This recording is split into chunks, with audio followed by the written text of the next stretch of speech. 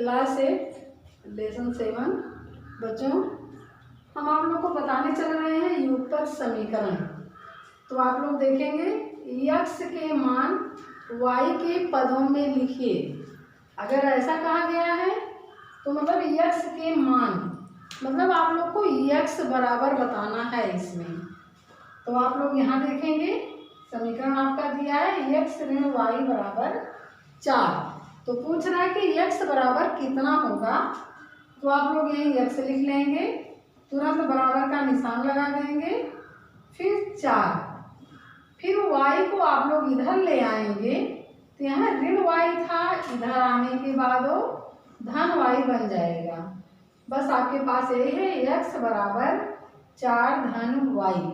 अगर ऐसा पूछा गया तब x के मान जब पूछा जाएगा तो आप x बराबर लिखेंगे। यदि यही क्वेश्चन y के मान पूछा गया कि y के मान x के पदों में लिखिए। अब यहाँ आप लोग को y हो गया, y का मान तो मतलब y बराबर आपको लिखना है।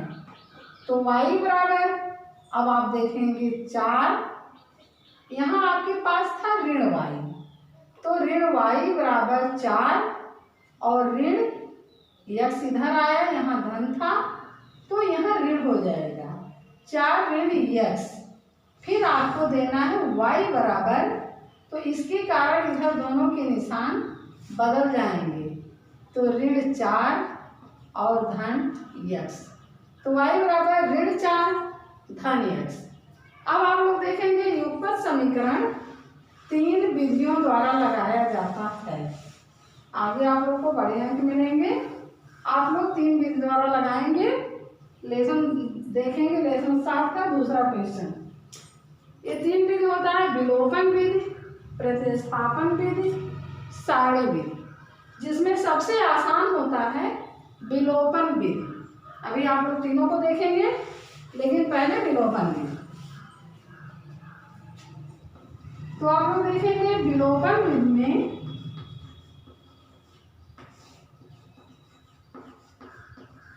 आपके पास अंक दिया हुआ है सारणी x ऋण y बराबर 4 पहला समीकरण है और 3x धन 2y बराबर 27 ये दूसरा समीकरण है।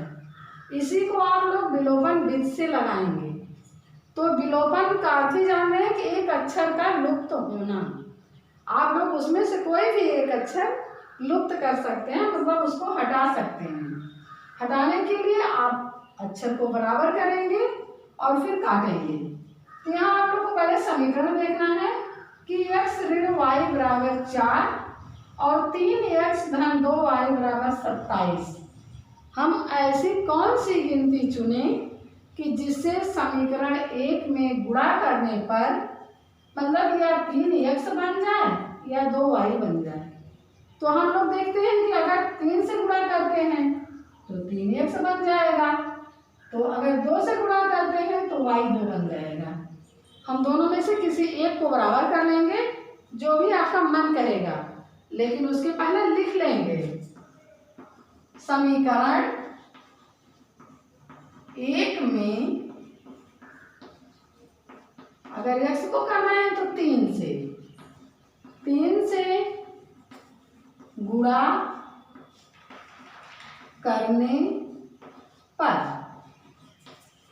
अब आप लोग समीकरण 1 में 3 से गुणा करके लिख देंगे, लेकिन गुणा x में भी होगा, y में भी होगा, 4 में भी होगा। तो आपके पास है 3x ऋण 3y बराबर 4 तिहाई 12। मतलब आप लोग 3 से गुणा कर दिए, 3x ऋण 3y बराबर 12। फिर दूसरे समीकरण को उतार लेंगे, 3x धन 2y बराबर 27 आपके पास दिया हुआ था। अब आप लोग देखेंगे कि हमारा कौन सा अक्षर बराबर हो रहा है। तो यहाँ हमारे पास 3x बराबर हो रहा है, लेकिन ये दोनों में धन है। तो जब हम एक 3x को घटाएंगे तभी हमारा 3x खत्म होगा। तो घटाने के लिए हमारे पास ऋण होना जरूरी है। तो जब हमको चिन्ह बदलना होता है तो यहाँ घटाने पर। और जब घटाने पर लिखते हैं तो हम अपने नीचे के सारे निशान बदल देते हैं। अब निशान हमको 3x के साथ ऋण को देखना है, 2y के साथ भी ऋण को देखना है और 27 के साथ भी ऋण देखना है। अब हम धन नहीं देखेंगे। अब 3x में से 3x घटा देंगे तो ये कट जा रहा था, 0 हो जा रहा था। अब ये ऋण 3y है, ये ऋण 2y है, हम लोग जोड़ लेंगे ऋण 5y, क्योंकि दोनों एक ही निशान हो रहा था तो वो जुड़ जाता है। अब ऋण 27 और धन 12, हम लोग 27 में से 12 घटा देंगे तो 7 में से 2 गया 5 और 2 में से 1 गया 1, लेकिन 27 ऋण था तो यहाँ ऋण लगा देंगे। तो ऋण 5y बराबर ऋण 15, तो y बराबर ऋण 15 बटे ऋण 5। अब हम लोग 5 से 15 को काट देंगे, 5 तिहाई 15 और ऋण ऋण का भागफल प्लस होता है। अब आपका आ गया y बराबर 3। y का मान आप लोग किसी एक समीकरण में रखेंगे जो आपको आसान लगे, जो समीकरण छोटा हो। तो हमारे पास पहला समीकरण छोटा था। अब हम लोग लिखेंगे कि y का मान समीकरण 1 में रखने पर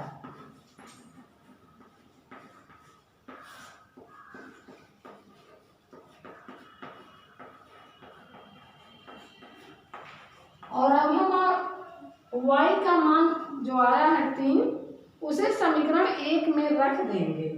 y बराबर 3, y के स्थान पर 3 लिख देंगे तो x था, ऋण था, y बराबर 4, ये समीकरण था।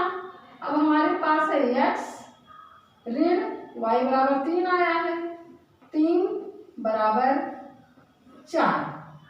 अब हम लोग y का मान 3 रख दें, केवल y के स्थान पर 3 रखेंगे, ये ऋण पहले से ही लगा क्योंकि ऋण y है।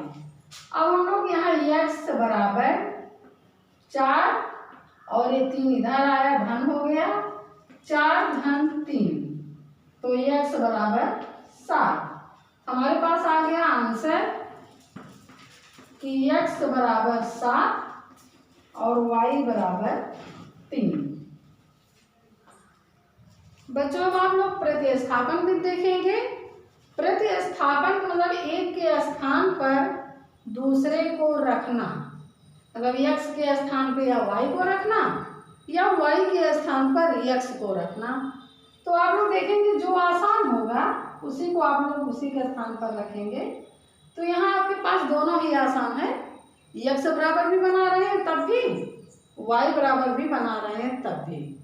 जैसे अभी आप लोग पहले देखे थे x का मान y के पदों में, वैसे आप लोग एक तीसरा समीकरण बना लेंगे, उसमें x या y का मान ज्ञात कर लेंगे। तो अगर हम पहले से बना रहे हैं तो x बराबर 3 और y उधर गया, हो गया ऋण। अब हमारे पास आ गया तीसरा समीकरण। अब हम लोग प्रतिस्थापन में देखेंगे कि पहला समीकरण ये था, दूसरा समीकरण ये था। हम लोग पहले से एक तीसरा समीकरण बनाए जिसमें x बराबर 3 ऋण y आ गया है।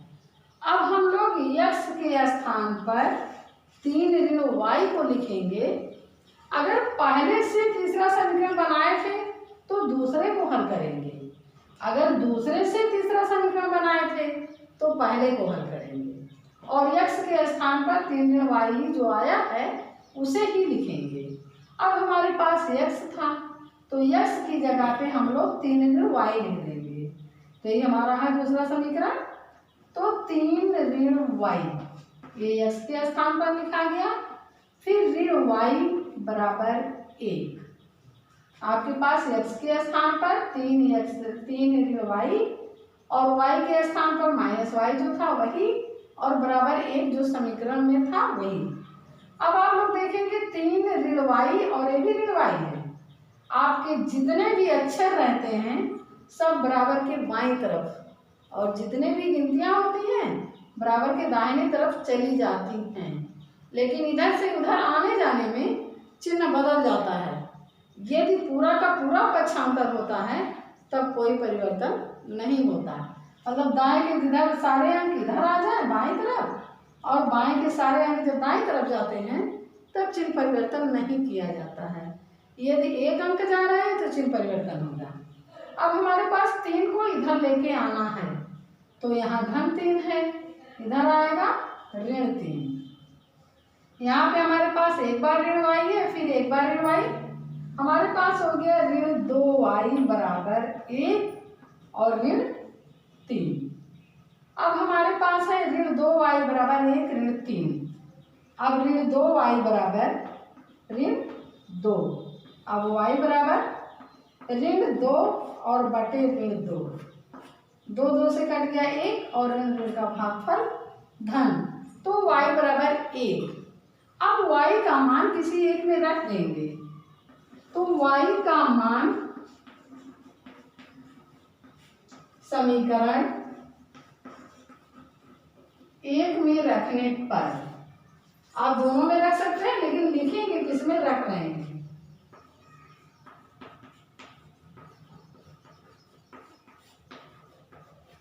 अब y के स्थान पर आप लोग को 1 लिखना है, तो था x धन y बराबर 3।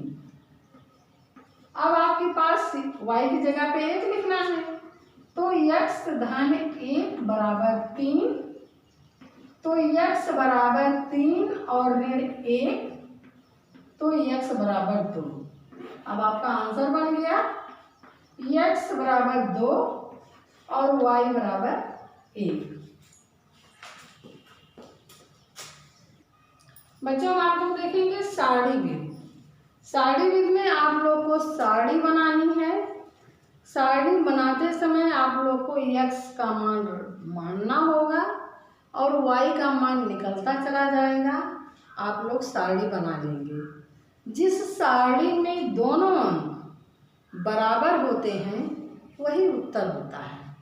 अब आप लोग देखेंगे साड़ी विधि कभी कभी काफ़ी कठिन होती है, उससे पहले आप लोग विलोपन विधि लगा के देख लेंगे कि हमारा आंसर क्या आ रहा है, और अगर विधि दिया जा रहा है तो हमको उसी विधि से लगाना है।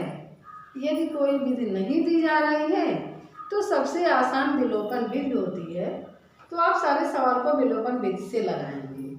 लेकिन जिसमें दिया गया है साड़ी विधि उसे साड़ी विधि, जिसमें प्रतिस्थापन विधि उसे प्रतिस्थापन विधि से, जिसे विलोपन विधि से उसे विलोपन विधि से, जिसमें कुछ नहीं दिया गया है किस विधि से लगाइए उसे आप लोग विलोपन विधि से लगाएंगे। अब आप लोग साड़ी बनाने के लिए जिस समीकरण की साड़ी बनेगी, आपके पास 2 समीकरण हैं तो दोनों की 2 साड़ियाँ बनती हैं। तो पहले आप लोग x धन y बराबर 1, मतलब आप इसकी साड़ी बनाने चल रहे हैं। आप लोग इसकी साड़ी बनाने चल रहे हैं। आपके पास कम से कम 4-5 अंक अवश्य बने। यहाँ आप x बराबर मानेंगे, यहाँ y बराबर निकलेगा उसे लिखेंगे। अब आप लोग देख लीजिए कि x धन y बराबर 1, आपके पास ये कहीं आप अलग लिखेंगे x धन y बराबर 1, ये निकालने वाला आप लोग कहीं अलग निकाल लेंगे। यदि मुजबानी आ जा रहा है तब तो लिखने की बात ही नहीं अलग, यदि नहीं आ रहा है तो लिख के लगाएंगे लेकिन सही लगाएंगे। अब x धन y बराबर 1 हम मान निकालना बता रहे हैं। अब x बराबर 1, यदि हम x बराबर 1 मान लिए तो हमारे पास हो गया 1 धन y बराबर 1। अब y बराबर 1 और ऋण 1 में से 1 हट गया तो y बराबर 0। अब आपके पास आ गया y बराबर 0। जब हम लोग 1 माने थे, 1 को इधर लाए, 1 में से 1 घटा दिए तो पूरा घट के खत्म हो गया, समाप्त हो गया, वो बन गया 0। अब हम लोग कोई दूसरी गिनती मानेंगे तो हम लोग मान लिए x बराबर 2। अब हमारे पास है x बराबर 2, तो फिर देखेंगे क्या निकल रहा है, तो y बराबर 1 और ऋण 2, हमारे पास आ गया y बराबर -1। अब हम लोग यहाँ लिख देंगे -1। अब उसके बाद हम फिर निकालेंगे, 3 भी रख सकते हैं, 4 भी, जो भी आपका मन कहेगा उसे आप रख सकते हैं। तो 3 अगर रखें तो इधर आ गया -3 हो गया, y बराबर 1 ऋण 3, तो आ गया y बराबर -2। तो अगर हम 3 रखे थे तो -2 आ गया था। इसी तरह यदि 4 रखेंगे तो -3 आ जाएगा, यदि 5 रखेंगे तो -4 आ जाएगा। आप लोग यहाँ से देख ही लिए होंगे, समझ रहे होंगे कि यदि हम 4 रख रहे हैं तो देखिए 4, अब y बराबर 1 और ऋण 4, मतलब y बराबर -3। फिर हम 5 रखे, 5 धन y बराबर 1, अब y बराबर 1 ऋण 5, मतलब y बराबर -4। इसको आप लोग को वहाँ नहीं लिखना है, एक रख के लिखेंगे आप लोग। अब आपकी एक साइड बन गई, अब दूसरी बनानी है, तो ऋण x धन 2y बराबर -4। इसकी भी साड़ी इसी तरह बनाएंगे, जैसे इसकी बना रहे थे उसी तरह इसका भी बनाएंगे। अब यहाँ आप लोग x बराबर लिखेंगे, यहाँ y बराबर निकलेगा। अब यदि x बराबर 1 रखें तब देखेंगे, हमारे पास है ऋण x धन 2y बराबर -4। अब हम x बराबर, ऋण तो हमारे पास पहले से है, हम x बराबर 1 रख लेंगे, तो 1 धन 2y बराबर -4, तो 2y बराबर -4 और धन 1। अब हमारे पास हो गया 2y बराबर -3 और y बराबर -3/2। आप लोग लिख देंगे -3/2। फिर आप लोग देखेंगे, अब यदि 2 रख रहे हैं तो ये हो गया -2। अब हम 2 रख रहे हैं तो 2y बराबर -4 और धन 2, इधर आया, चिन्ह बदल गया।